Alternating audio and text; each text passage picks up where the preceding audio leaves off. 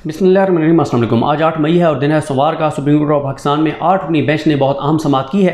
कुछ अहम पॉइंट्स आपको बता देता हूँ, बाकी इस तफसीली समाअत का मुकम्मल अहवाल बाद में आपसे शेयर करूँगा। लेकिन ये मैं आपको शुरू में बता दूँ कि हुकूमत अपने ही जाल में फंस गई है। ज़ाहिर है, जब आप बदनीयती पे मबनी काम करते हैं, जब आप गैर आईनी काम करते हैं, जब आप गैर कानूनी काम करते हैं, जब जल्दबाजी में आप काम करते हैं, तो फिर आपके साथ यही होता है। क्योंकि आपका मकसद जो है वो सुप्रीम कोर्ट ऑफ पाकिस्तान पर हमला है, सुप्रीम कोर्ट ऑफ पाकिस्तान के इख्तियारात को महदूद करना है। आपका मकसद सिर्फ ये है कि किसी तरह से जो इलेक्शन का मामला है उस पर चीफ जस्टिस पाकिस्तान उमर ता बंदियाल साहब जो है वो पीछे हट जाएं, उनके इख्तियारात महदूद कर दीजिए। ये सारा जो है वो मकसद है।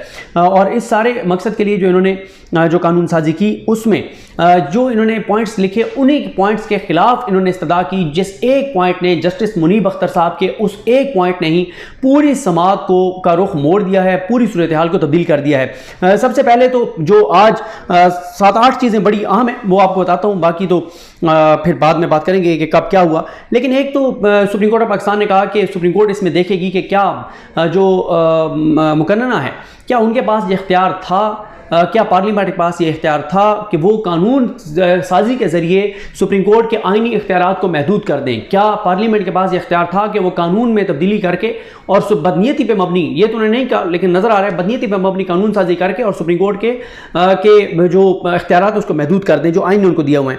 दूसरा, सुप्रीम कोर्ट ने कहा कि ये भी हम देख रहे हैं, और वो सवाल भी किया कि क्या आज से पहले कभी पार्लियामेंट ने इस तरह से कानून साजी के ज़रिए सुप्रीम कोर्ट के इंटरनल मामलात में, सुप्रीम कोर्ट के इख्तियारात में जो है वो मुदाखलत की है या नहीं की। अगर की है तो कब की है, क्योंकि ऐसी कोई मिसाल मिलती नहीं है। क्योंकि आज तक सुप्रीम कोर्ट जो इंटरनल सुप्रीम कोर्ट के मामलात हैं, वो जो रूल्स बने हुए हैं वो फुल कोर्ट ने खुद बनाए हुए हैं, वो जजेस ने बनाए हुए हैं, वो ऐसा नहीं कि पार्लियामेंट ने बनाए हों। तो इसलिए ये भी पूछा गया मज़ाहिर अली अकबर नकवी साहब की जानिब से कि क्या इससे पहले इस तरह की कानून साजी की मिसाल मिलती है।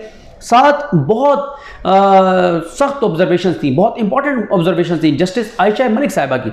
और मैं आपको बताऊं कि उनके यानी आप कोई भी केस चल रहा हो उसमें जब आप जस्टिस आयशा मलिक साहिबा को सुनते हैं, उनके सवाल देखते हैं, उनका कंडक्ट देखते हैं, तो फिर आपको पता चलता है कि क्यों जो है वो उमर ता बंदियाल साहब और जो दीगर वो जजेस जो इनके हक में थे सुप्रीम कोर्ट के कि आयशा मलिक साहिबा को लाना चाहिए, वो क्यों इनको लाना चाहते थे। देखिए, ये जो बहस छेड़ी जाती है ना कि जूनियर जजेस, ये लायक जजेस हैं जो सुप्रीम कोर्ट ऑफ पाकिस्तान में आए हैं। जो जजेस आए हैं और जो नहीं आए, इनके हाई कोर्ट की जजमेंट्स को आप उठा के देख लें, आपको फ़र्क वाज़ेह तौर पर नज़र आ जाएगा। और मसला क्या है इस वक्त? मसला सिर्फ यह है कि कुछ लोग हैं जो सुप्रीम कोर्ट को नालायक जजेस से भरना चाहते हैं। वो चाहते हैं कि सुप्रीम कोर्ट में नालायक जजेस की भरमार हो। सुप्रीम कोर्ट में ऐसे जजेस भी गुजरे हैं कि क्या होता है यहाँ पे होता यह है कि हाई कोर्ट में जज लगाने, और शरीफ खानदान का तो ये वतीरा रहा है, उनका तो तरीका रहा है। अच्छा जी, जज लगाने हैं, फलाना बड़ा चैम्बर है, फलाना बड़ा चैम्बर है, फलाना इंपॉर्टेंट चैम्बर है, फलानी बार है, फलानी तंजीम है, फलाना ग्रुप है, उनसे एक एक नाम ले लें कि बताएं जी किसको आप जज बनवाना चाहते हैं। इस तरह से हाई कोर्ट को भरा गया और फिर अब ये कहते हैं कि सुप्रीम कोर्ट में सीनियरिटी की बुनियाद पे ले आओ जज। सुप्रीम कोर्ट ये कहते, उमर ता बंदियाल साहब ये कहते हैं, या उनके जो इस बात पर हमारे जो जजेस करते हैं वो ये कहते हैं कि भाई सुप्रीम कोर्ट ऑफ पाकिस्तान को हमने नालायक जजेस से नहीं भरना, हमने, हमारे पास हाई कोर्ट के जजेस की जजमेंट्स मौजूद हैं, तो हम कंपैरिजन कर लेते हैं। आए बैठे ओपन डिबेट करें कि किस जज की कितनी रिपोर्टेड जजमेंट्स हैं, किसने किस तरह के फैसले किए हैं, और उन फैसलों की बुनियाद पर फैसला कर लें कि किस जज को लाना है। और जिन जजेस को लाया गया है, जितने जजेस हैं मुनीब अख्तर साहब से लेके, अब इनको मसला क्या है? आज मुनीब अख्तर साहब जो सवाल उठा रहे हैं या जिस तरह की जजमेंट्स हैं उनसे इनको तकलीफ हो रही है। जो उन्होंने लोटा करेसी की और पाकिस्तान में ये जो छुरा घोंपा जाता है, ये अपनी पार्टियों की पीठ में छुरा घोंपा जाता है, पैसे लेकर इन चीज़ों का रास्ता बंद किया। मैं वो बात वहीं पर रुक गई कि हुआ ये, एक बहुत बड़े वकील थे, उनको कहा गया कि जनाब आप भी ज़रा बताएं कि आप क्या चाहते हैं कि किसको आपने जज बनवाना है, तो आप भी को नाम दें। उन्होंने अपने भाई का नाम दे दिया। उनका भाई इतना ना लायक वकील था, वो ज़िम्नियाँ लिखा करता था 500-500 रुपये लेके, और उसको उन्होंने बनवा दिया हाई कोर्ट का जज। सीनियरिटी की बुनियाद पे वो मौसूफ आ गए सुप्रीम कोर्ट में। अब आप मुझे बताएं, सिर्फ उसका क्राइटेरिया ये था कि भाई को ओबलाइज करना था उनके हुकूमत ने, और उनके भाई को ओबलाइज करने के लिए क्या किया गया कि जनाब उनको हाई कोर्ट का जज बनाया गया और हाई कोर्ट से होते हुए मौसूफ सुप्रीम कोर्ट में आ गए। कोई तो क्राइटेरिया होना चाहिए, कोई तो चीज़ होनी चाहिए। ओपन डिबेट करें, देख लें किस जज की कितनी जजमेंट्स हैं। जितने जजेस आए हैं मुनीब अख्तर साहब से लेके और अभी जस्टिस अजहर हसन रिजवी साहब तक, जस्टिस शाहिद वहीद को देख लें, जस्टिस आयशा मलिक साहिबा को देख लें, जस्टिस मोहम्मद अली मजहर साहब को देख लें, जस्टिस मज़ाहिर अली अकबर नकवी साहब को देख लें।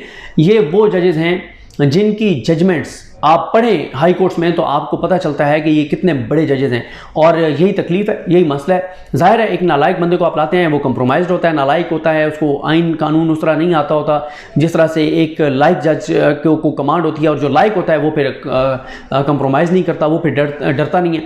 तो ये इनके मसाइल हैं। तो आयशा मलिक साहबा ने बहुत सख्त सवालात किए, चाहे वो ये अटॉर्नी जनरल पाकिस्तान मंसूर उस्मान अवान साहब हो या बैरिस्टर सलाहुद्दीन साहब हो। अच्छा, मुझे सलाहुद्दीन साहब की एक खुशी है, सलाहुद्दीन साहब बहुत काबिल वकील हैं, काजी फायसा केस में भी वो वकील थे, बहुत लायक वकील हैं, लेकिन वो आज तक इस केस से पहली बार वो नून लीग के वकील के तौर पर आए हैं। इससे पहले वो प्रॉक्सी के तौर पर आते थे सामने, वो उन केसेस को आगे लेकर आते थे, वो मीडिया पे उस नैरेटिव को बयान करते थे जो शरीफ खानदान के हक में जाता था, जो पीडीएम के हक में जाता था, जो जरदारी साहब के हक में जाता था, हमेशा उन्होंने ये किया है।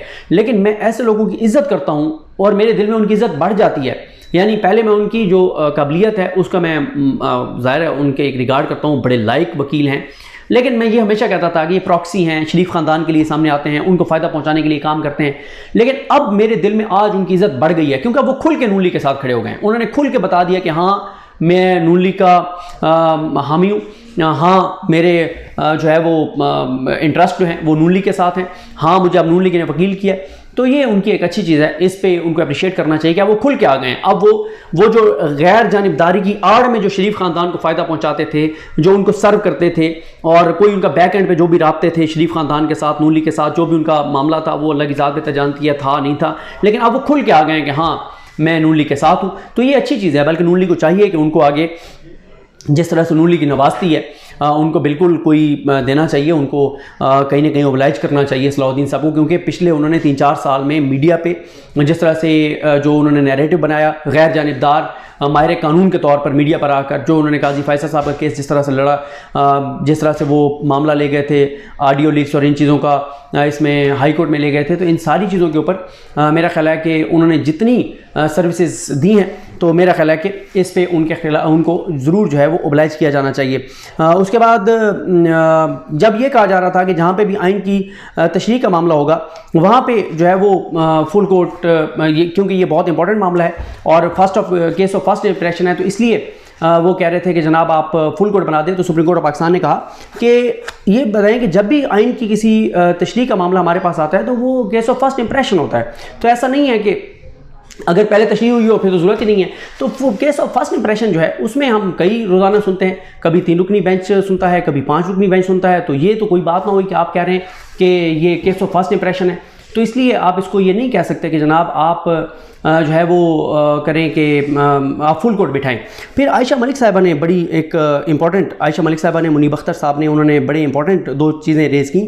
सबसे पहले तो मुनीब अख्तर साहब ने ये बात कही जी, तो हम बात कर रहे थे कि मुनीब अख्तर साहब ने बहुत अहम सवाल पूछा। जब मुनीब अख्तर साहब ने ये कहा कि जो पार्लियामेंट ने कानून साजी की है उसमें पार्लियामेंट ये कहती है कि जब भी आइन की तशरीह का मामला होगा तो वहाँ पर 5 जजेस जो है वो केस सुनेंगे।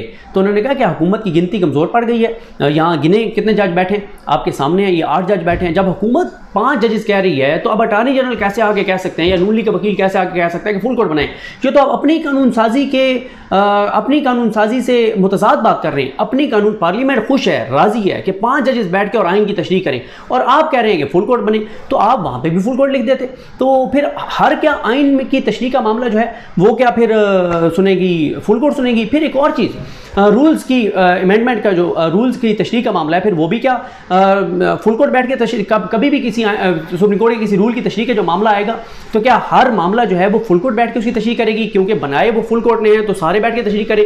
फिर एक और जो नुकता था वो बहुत इंपॉर्टेंट था और वो ये था कि ये बताएं कि आप ये जो बात कर रहे हैं कि फुल कोर्ट बैठ के और रूल्स का मामला हो वो डिसाइड करे, तो फिर जब हाई कोर्ट में कोई रूल का मामला होगा तो ये बताएं कि हाई कोर्ट के जो रूल्स होंगे वो तो फिर हाई कोर्ट के भी फिर क्या वो कहेंगे कि फुल कोर्ट बैठ के हाई कोर्ट का सुने? तो क्या जो पंजाब के 60 जजेस बैठ के सुनेंगे?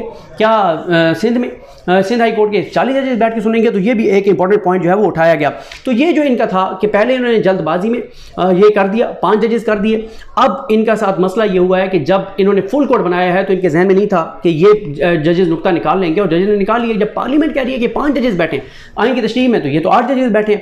और फिर आइन की जो अदलिया की आज़ादी से मुतल्लिक कानून साजी का मामला है या अदलिया की आज़ादी का मामला है, इसके ऊपर जो सुप्रीम कोर्ट की जजमेंट्स हैं वो ऐसा नहीं है कि हर जजमेंट फुल कोर्ट की है, 5 जजेस की भी है, 3 जजेस की भी है, 7 जजेस की भी है। तो उन्होंने कहा ये वेल एस्टैब्लिश्ड है, अदलिया की आज़ादी का मामला, इस पर यह ज़रूरी नहीं है कि कोई नई इंटरप्रिटेशन हम करने जा रहे हैं और चीज़ें जो हैं वो बिल्कुल तयशुदा हैं। और बिल्कुल आज उन्होंने कहा मर्जी का बेंच आपको नहीं देंगे, हुकूमत बताए तो सही कि क्यों वो फुल कोर्ट चाहती है, क्या फ़ायदा लेना चाहते हैं आप फुल कोर्ट से, वजह तो बताएं। और आयशा मलिक साहब ने यह भी कहा कि एक जज का फैसला जो है वो सुप्रीम कोर्ट का फैसला होता है और एक तरह से उन्होंने यही कहा कि इस रविश को रोकना होगा कि अपनी मर्ज़ी के आप जजेस चाहते हैं। और फोरम शॉपिंग की पहले भी एक आज तो बात नहीं हुई लेकिन पहले बात हुई थी फोरम शॉपिंग के, आप अपनी मर्ज़ी की जाके गए कि मुझे ये चाहिए ये चाहिए ये चाहिए ये जज चाहिए ये जज चाहिए ये जज चाहिए। तो ये सारी सूरत हाल थी। जब इन्होंने कानून में 5 जज लिख दिए, अब ये फुल कोर्ट जब इन्होंने मांगी तो जजेस ने इस पॉइंट को उठा लिया और उसने उसी पॉइंट ने बिल्कुल समात का रुख मोड़ दिया कि जब कानून में लिखा हुआ है कि 5 जजेस आइन की किसी शिक की तशरीह करें तो यहाँ पे तो 8 जज बैठे हैं, तो आपको फुल कोर्ट क्यों चाहिए। तो जब पार्लियामेंट कानून साजी में ये कह रही है तो आप ये कैसे कह सकते हैं। तो ये कुछ अहम जो है वो पॉइंट्स हैं। ज़ाहिर है बदनीयती पे मबनी जल्दी जल्दी ये चीज़ें कर रहे हैं, उसमें ये इनसे ब्लेंडर हो रहे हैं, इनसे मांगते हो रही हैं। और आज कोई जवाब नहीं था अटॉर्नी जनरल पाकिस्तान के पास कि किस तरह से वो सुप्रीम कोर्ट के जजेस का जवाब दें। तो बाकी जो आज पब्लिक अकाउंट्स कमेटी में जो कुछ हुआ उस पर और इस समात का मुकम्मल अहवाल नेक्स्ट किसी वीडियो में बात करेंगे। मुझे अपनी दुआ में याद रखें। अलकरीम हम सब का हामी नासर। अल्लाह हाफ़िज़।